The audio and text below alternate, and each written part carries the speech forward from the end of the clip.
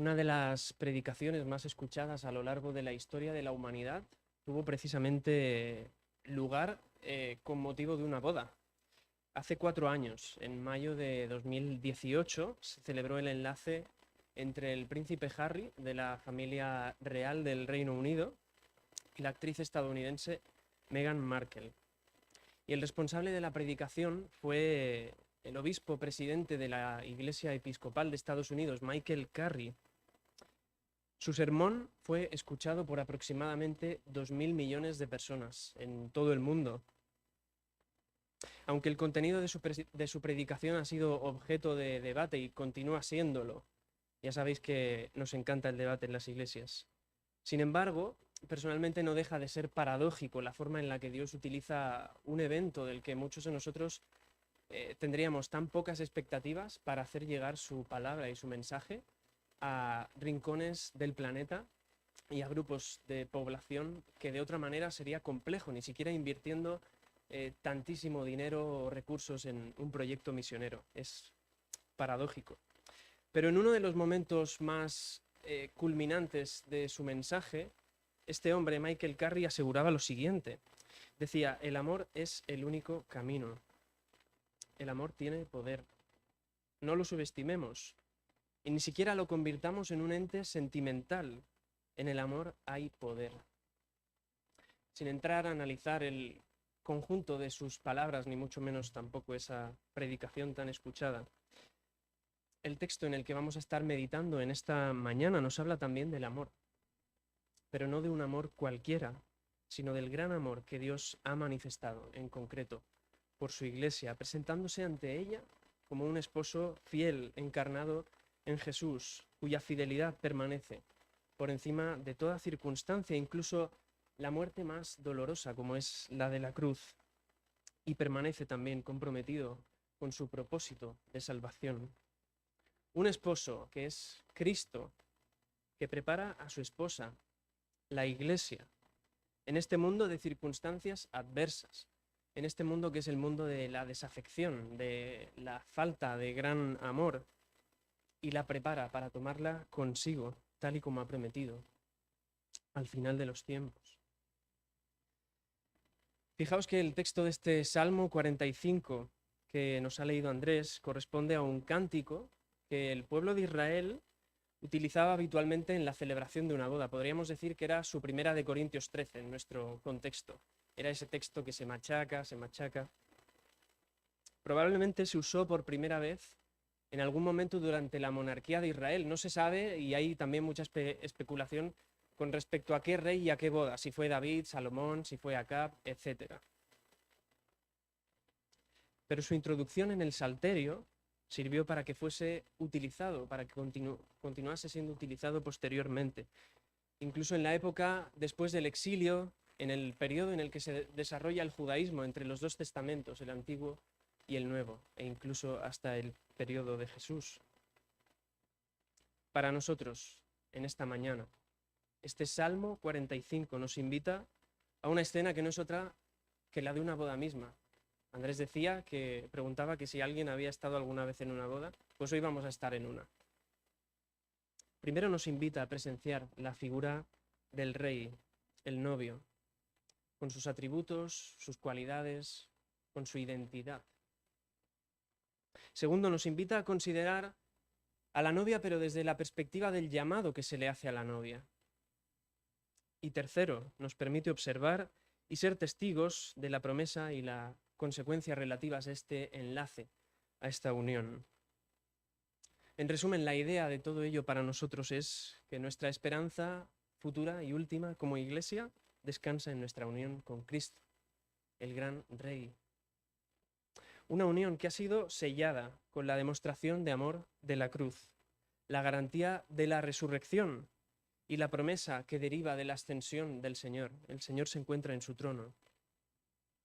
Y una unión que será completamente llevada a cabo, que será completada con el regreso definitivo del Señor, que vendrá. El Señor volverá, dice el texto, a buscar a su novia.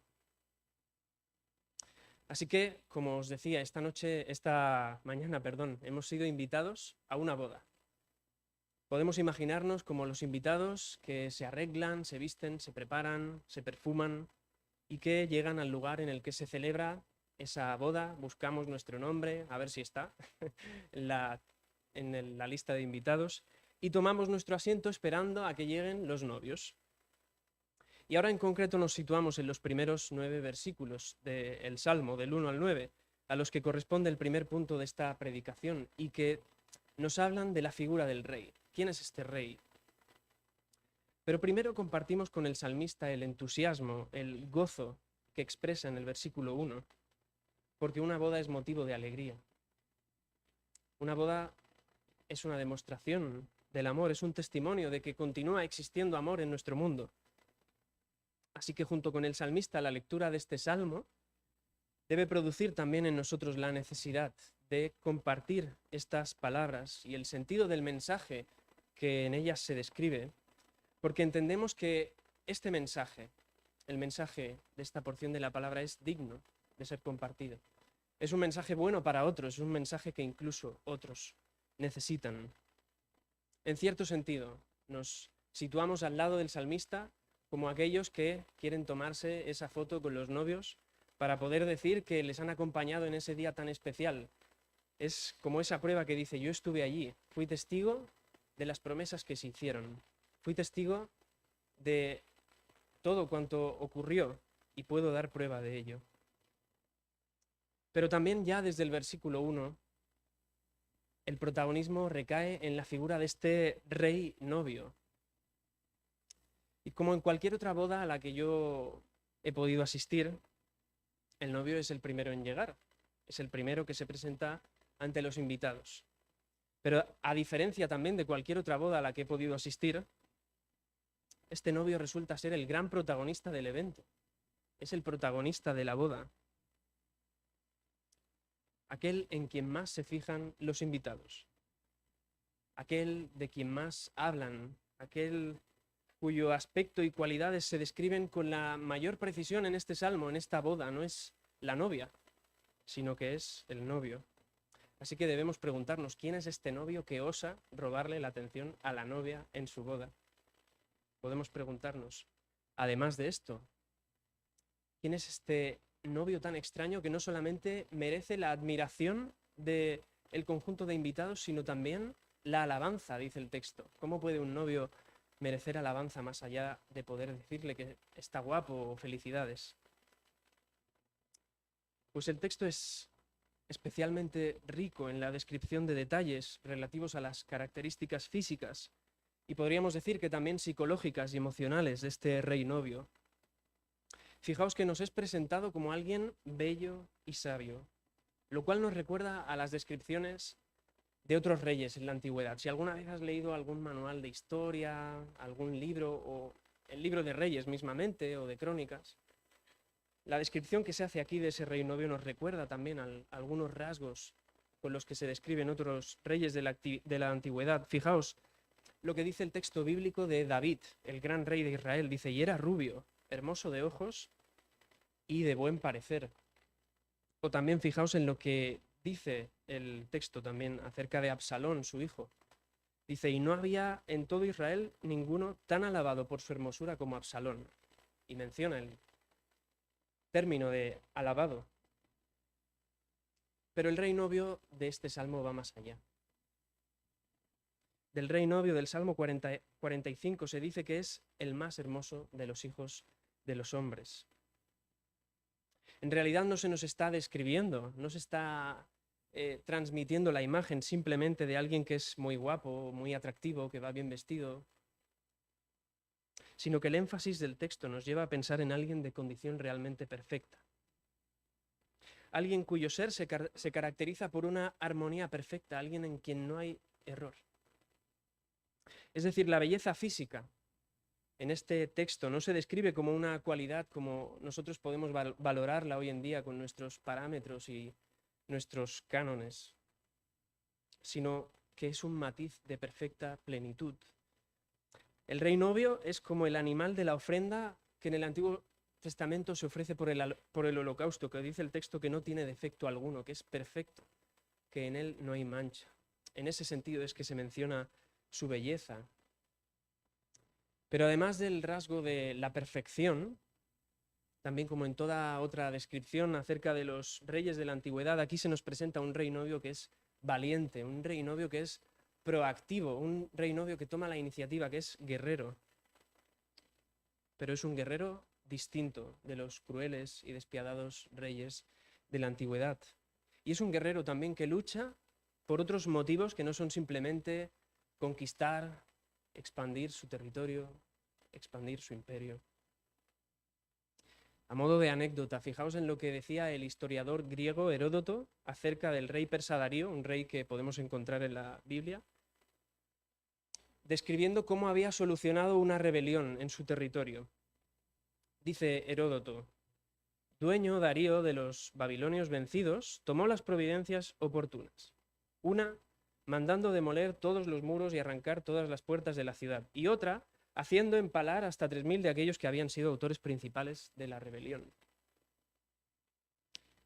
En un sentido completamente opuesto y distinto a este derroche de crueldad, de violencia, de sangre, el texto del Salmo, cuando nos habla de nuestro rey novio, nos indica que sus motivos son dignos. Y nos indica que son dignos de Dios, son representativos del carácter de Dios, como por ejemplo la verdad, la humildad, la justicia, leemos en el versículo 4. Pero al mismo tiempo nos subraya también lo irresistible de su efecto. El texto nos dice que este rey es irresistible en las naciones y en los pueblos con los que se encuentra. Nadie puede resistirle. De manera que sin necesidad de ser cruel, sin necesidad de ser violento, derrota a aquellos que están enemistados contra él, los conquista para sí, gana para sí a aquellos que están enfrentados a él. Y al mismo tiempo se nos dice que es un rey justo, que no tolera la injusticia, que le molesta, que no puede convivir con ella, no la puede soportar, y la combate de forma implacable, derrotando a quienes la causan. Esta imagen nos recuerda necesariamente a la referencia de Apocalipsis 19, versículo 11. Cito aquí un versículo, pero volveremos más adelante al texto de Apocalipsis 19. El versículo 11 de ese capítulo dice: entonces vi el cielo abierto, y he aquí un caballo blanco, y el que lo montaba se llamaba Fiel y Verdadero, y con justicia juzga y pelea. Esta descripción de una figura que se muestra en los últimos tiempos, al final de todo, ¿acaso no nos recuerda también al rey novio de este salmo? ¿No nos hace pensar necesariamente en él? Estamos ya preparados para desvelar la identidad de este gran rey novio que se nos presenta en el texto del salmo. Ha empezado a sonar ya la música y está empezando a entrar por la sala, pero la mejor forma de hacerlo, la mejor forma de desvelar esa identidad es leyendo los versículos 6 y 7 de este salmo a la luz de una cita mesiánica que encontramos en Hebreos. El autor de Hebreos cita estos dos versículos, el 6 y el 7, en el primer capítulo de su carta. Pero antes de citarlos introduce una cláusula que nos despeja cualquier duda acerca de quién estamos hablando. Dice el texto de Hebreos: mas del Hijo, dice. Mas de Jesús, dice: tu trono, oh Dios, por el siglo del siglo. Cetro de equidad es el cetro de tu reino. Has amado la justicia y aborrecido la maldad, por lo cual te ungió Dios, el Dios tuyo, con óleo y alegría más que a tus compañeros. No hay duda, ¿verdad? El rey novio del Salmo es Jesús, Cristo, y no cualquier otro rey de la antigüedad y mucho menos de la actualidad. Cristo es la figura que encarna a la perfección los atributos descritos en la primera parte del Salmo, en la que se presenta a este rey novio. El Mesías es el que cumple la promesa sobre el trono de David. Es el mismo que cabalga el caballo blanco en Apocalipsis y cuyo nombre, dice el texto, es el Verbo de Dios. Él es aquel que ha obtenido la salvación de su pueblo librando la batalla de la cruz y resucitando ha ascendido victorioso al trono que se encuentra a la diestra del Padre, estableciéndose, como dice Efesios, sobre todo principado y autoridad y poder y señorío, y sobre todo nombre que se nombra no solo en este siglo, sino también en el venidero. Ante este rey novio, cada uno de nosotros estamos llamados a vivir en plena confianza. Estamos llamados a vivir con absoluta confianza la forma en la que Dios se ha acercado a nosotros, la forma en la que Dios se ha manifestado, se ha dado a conocer en Jesús, el gran Rey novio. Así que, considerando esto, podemos considerar en que no existe nada tan complejo que pueda ocurrir en nuestras vidas que quede fuera del alcance de la mano de este Rey novio que es Jesús. No hay nada tan complicado que Él no pueda salvar, que Él no pueda redimir, y no hay nada tampoco tan complejo por lo que Él no haya luchado y no haya vencido, ni siquiera cada uno de nosotros. Quizás cada uno de nosotros somos lo más complejo para el Señor, pero el texto nos remarca que ni siquiera nosotros hemos conseguido apartarnos tanto para que Él no nos alcance. Y al mismo tiempo, siguiendo este texto, también somos llamados a considerar con completa seguridad la esperanza de que vamos a acompañarle y vamos a vivir junto a Él su victoria definitiva cuando vuelva. Pero mientras tanto estamos aquí. Seguimos siendo esos invitados a la boda, un sábado por la mañana que se han arreglado, quizás han tenido que madrugar y desplazarse a una masía o algún terreno lejos de la ciudad. Y continuamos en nuestra escena de la boda entre los versículos del 10 al 15 y que corresponden con el segundo punto de este mensaje y que, como decía al principio, nos hablan de la novia, pero no tanto de su identidad, que también, sobre todo del llamamiento. Este segundo punto es el llamamiento que se le hace a la novia. Como en toda boda, después del novio, hace entrada la novia. Ya también han puesto la canción, ya está entrando, todo el mundo se gira. Pero es extraño, nos sentimos quizás incómodos porque ya hemos hablado de que nuestra atención se ha centrado sobre todo en el gran protagonista, que es este Rey novio. Así que, ¿qué podemos esperar de la novia, verdad? En el caso de la novia, como digo, más que una descripción de sus cualidades o de su aspecto, el texto la presenta con un llamado. Un llamado que la vincula a una nueva existencia con el Rey novio. Y aquí, leyendo el Salmo, puede que el llamado a abandonar su casa y su familia del versículo 10 nos parezca algo bastante más drástico que la comisión que encontramos en Génesis de dejará el hombre a su padre y a su madre y se unirá a su mujer y serán una sola carne. El texto habla de abandonar a sus padres y su pueblo, y quizás nos resulta más incómodo. Según el esquema también con el que celebramos nuestras bodas, sería impensable asistir a una boda y que alguno de los novios le prometiese o le exigiese al otro en los votos que abandone su pueblo y a sus padres, ¿no? Utilizando esas palabras. Pero tal y como estamos siguiendo el texto de este salmo, debemos comprender que aunque el mensaje original sí que tenía una referencia notable física, se refería sobre todo al hecho en sí de la convivencia física en un matrimonio, el sentido abarca mucho más allá, trascendiendo al ámbito espiritual y mostrando matices que se relacionan directamente con la obra y las promesas del Mesías, de Jesús, como hemos visto en la figura del Rey novio. Por eso este pasaje es relevante para cada uno de nosotros también. Y aquí permitidme hacer un paréntesis. No estoy muy a favor de los paréntesis. Es una norma vetada en periodismo, pero dejadme que haga uno. Si no estás casado o en una relación de noviazgo, quizás llevas un rato pensando, me he equivocado de sitio. ¿Por qué me habla este señor al que no conozco de una boda y de una relación? Pero permíteme sugerirte que no es así, sino que eres tan oportuno para estar hoy aquí como el que sí que está casado en una relación de noviazgo. Quizás los evangélicos hemos convertido la familia en una de nuestras principales idolatrías. Dejad que me explique. Por el tratamiento que a veces hacemos del matrimonio, los hijos, las relaciones, la soltería. A veces olvidamos que la familia no es un trofeo que presentar ante una congregación, ante el público. No es algo de lo que presumir ante otros, sino que es una bendición dada por Dios precisamente para reflejar el carácter de amor que ha manifestado en Jesús. Es un boceto, en realidad. Quizá hemos sobredimensionado la importancia con la que tratamos el hecho en sí familiar y hemos dejado de lado que su verdadero propósito, el verdadero propósito de toda familia es integrarse y fortalecer y servir a esa comunidad superior que es la Iglesia. Así que este Salmo 45 no nos habla de un manual de consejos para celebrar la boda de nuestros sueños, sino que nos habla de una unión de carácter superior, que es la que el Señor establece con su Iglesia, con la novia.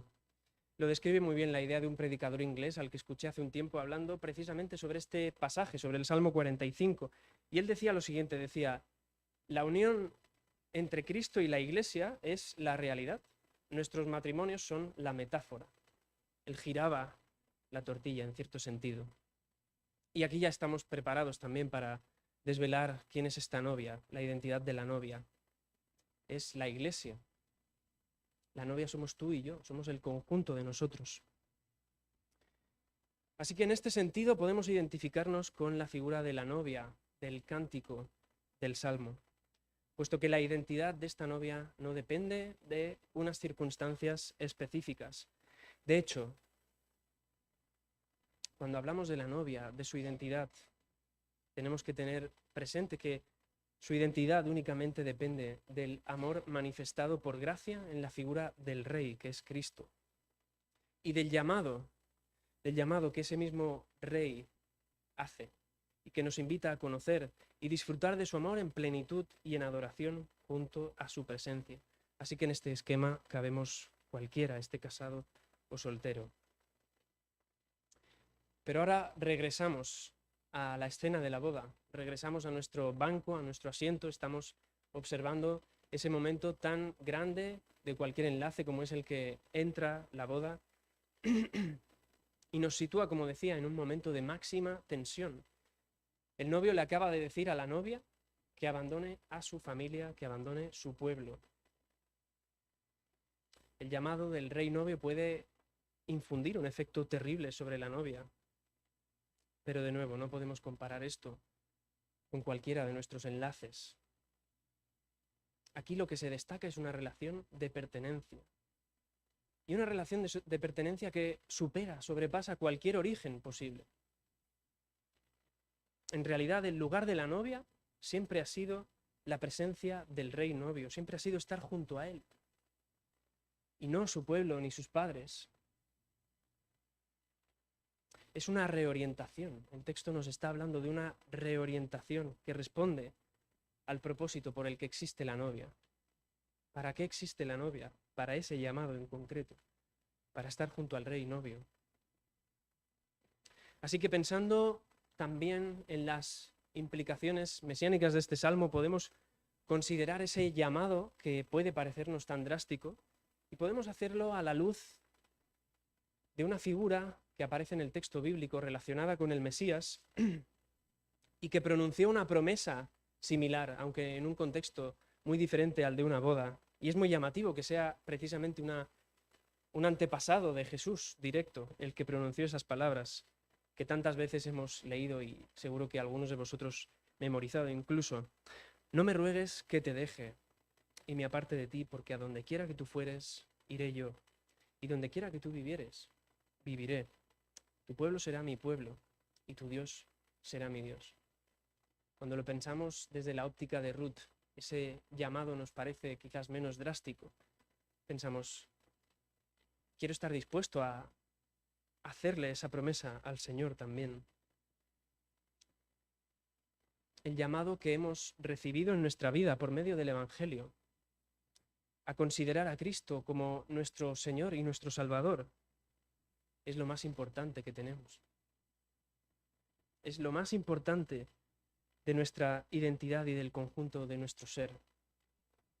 Así que podemos considerar esto cuando nos sintamos turbados e inquietos ante cualquier sensación de pérdida en esta vida.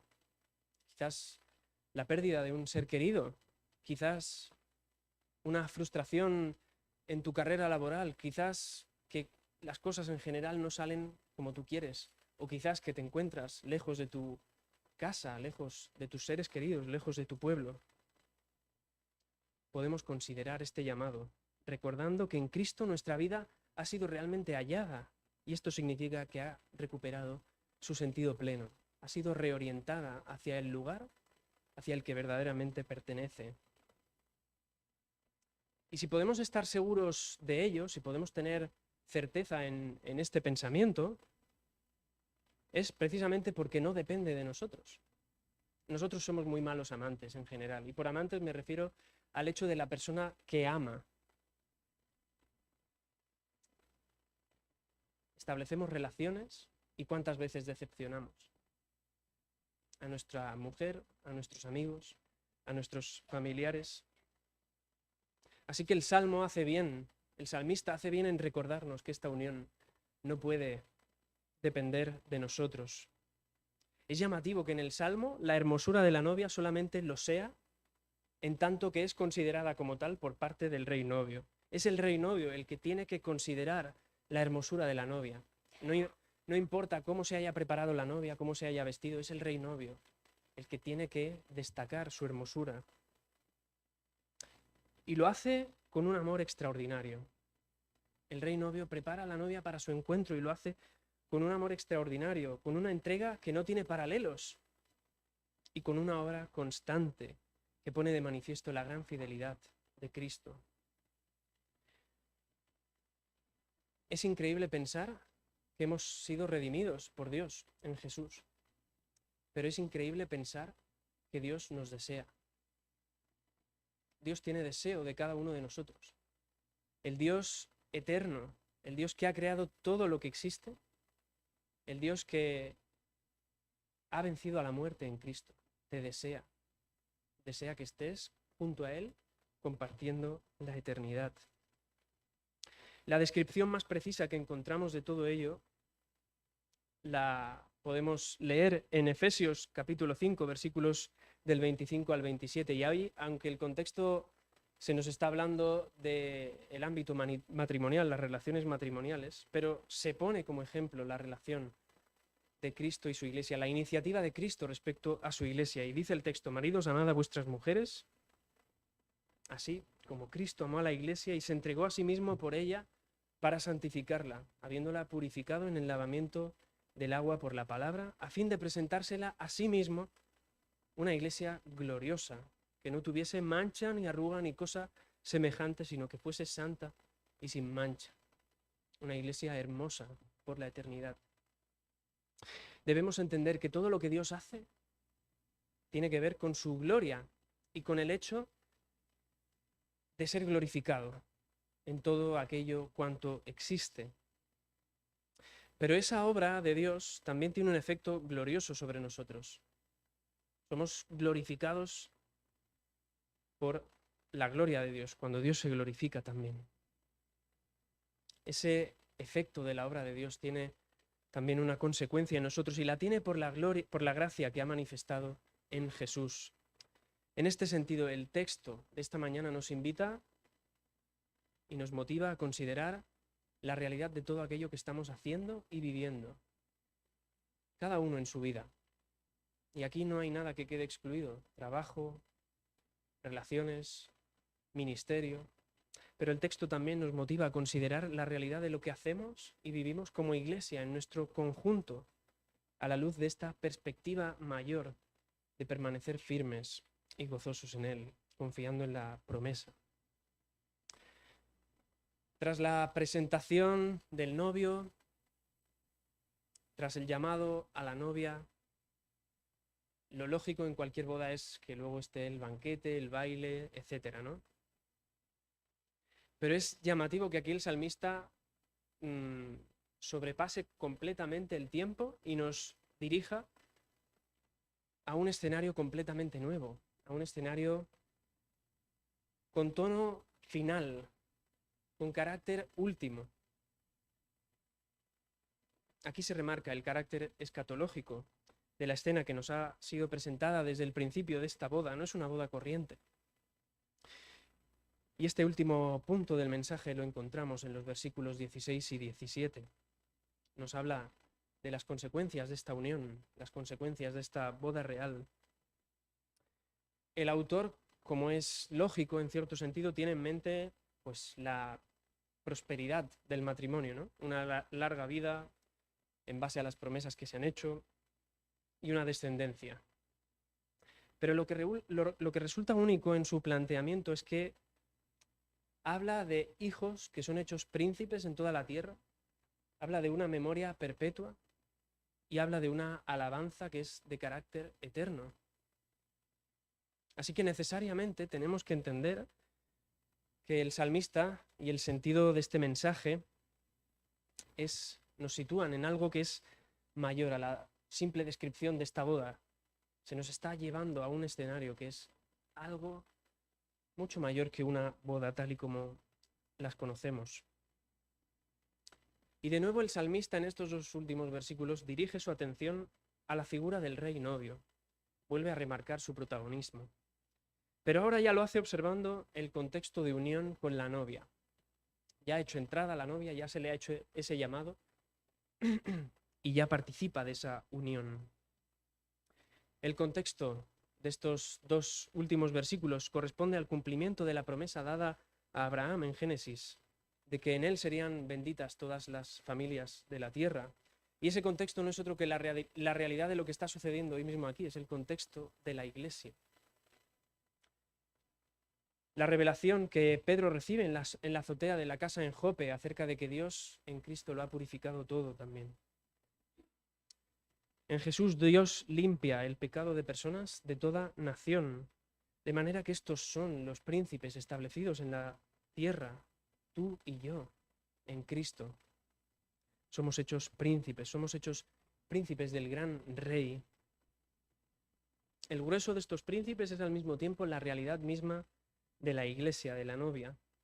Y es la realidad de la Iglesia cumpliendo con aquello que dice el texto, viviendo el mensaje del Evangelio, perpetuando la memoria del Señor desde tantos países y en circunstancias tan diferentes. En la predicación de la semana pasada se os hablaba de Corea del Norte, de lugares en los que sería imposible vivir lo que estamos viviendo aquí. Pero ahí el Señor se glorifica. Ahí el texto nos dice que también tiene príncipes, que su memoria perdura. Primera de Pedro nos recuerda el sentido de este llamamiento a cada uno de nosotros. Dice el texto: vosotros sois linaje escogido, real sacerdocio, nación santa, pueblo adquirido por Dios, para que anunciéis las virtudes de aquel que os llamó de las tinieblas a la luz admirable. Tú y yo somos príncipes del gran rey novio. Concluyo este mensaje y lo hago citando una frase del puritano inglés John Owen, que decía lo siguiente, decía: cada día, mientras vivimos, es el día de su boda, es el día de las bodas del Cordero. Es posible que a veces la Iglesia te parezca poco atractiva. Basta con mirarse cada uno a sí mismo, ¿verdad? Es posible que a veces la Iglesia te parezca un lugar decepcionante. Es posible que a veces la Iglesia te pueda parecer cualquier otra cosa menos deseable o hermosa. Pero el Señor te desea. El Señor nos desea que estemos junto a Él por la eternidad. El texto bíblico nos recuerda que el Señor estará al final de todo esperando a su novia, a la cual ha redimido y preparado para ese gran y definitivo enlace, esa gloriosa boda que se registra en Apocalipsis 19. Os había dicho que volveríamos al texto y cito ahora los versículos del 7 al 9. Gocémonos y alegrémonos y démosle gloria, porque han llegado las bodas del Cordero. Y su esposa se ha preparado, y a ella se le ha concedido que se vista de lino fino, limpio y resplandeciente, porque el lino fino es las acciones justas de los santos. Y el ángel me dijo: escribe, bienaventurados los que han sido llamados a la cena de las bodas del Cordero. Y me dijo: estas son palabras verdaderas de Dios. Tenemos un rey que es maravilloso, que es Cristo. Con gran amor nos ha redimido y nos ha llamado a esperar nuestro encuentro definitivo con Él para poder alabarle por toda la eternidad. Mientras tanto nos prepara por medio del Espíritu Santo.